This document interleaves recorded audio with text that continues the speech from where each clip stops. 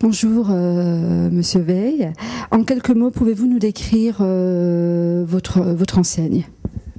Donc Veil est une entreprise qui a été créée en 1892 par mon arrière-grand-père Albert Veil. Et c'est une société tout à fait particulière puisque c'est une société qui reste familiale. Le capital est détenu à 100% par ma famille. Et c'est également la famille qui dirige l'entreprise. Mon père, Jean-Claude Veil, qui a 83 ans, est toujours PDG. Il n'est plus réellement opérationnel, mais cette entreprise est une véritable passion pour lui. Et il est au bureau tous les matins à 9h. Mon père, avec mon grand-père, en 1950, ont créé le terme prêt-à-porter en France. C'est une traduction du ready-to-wear américain. C'est une idée qui lui est venue après un voyage aux États-Unis.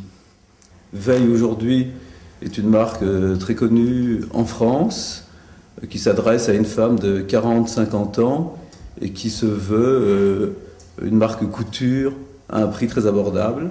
Et au jour d'aujourd'hui, pourquoi avoir choisi comme ambassadrice Mademoiselle Agnès? Est-ce peut-être pour dépoussiérer un peu votre image et lui donner un coup de jeunesse?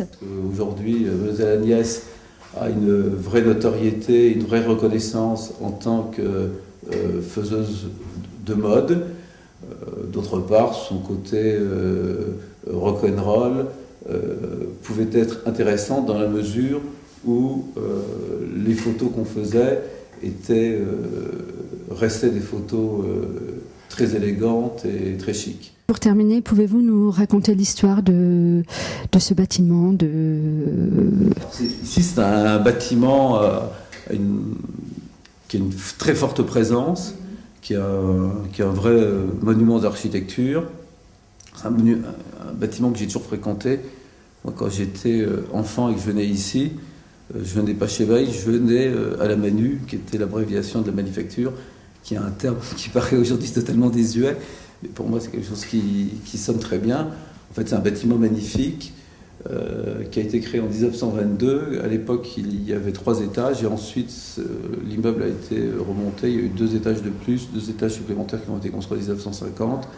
Il y a un certain nombre de pièces et en partie un salon réservé à la vente, donc aujourd'hui qui est un showroom, qui a été décoré par un très grand architecte de l'époque qui aujourd'hui est considéré comme un des plus grands architectes, qui s'appelle Paul Dupré-Lafont.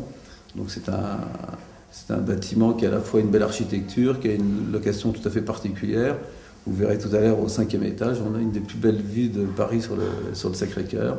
Donc c'est vraiment un lieu comme ça habité. Je vous remercie Jean-Pierre.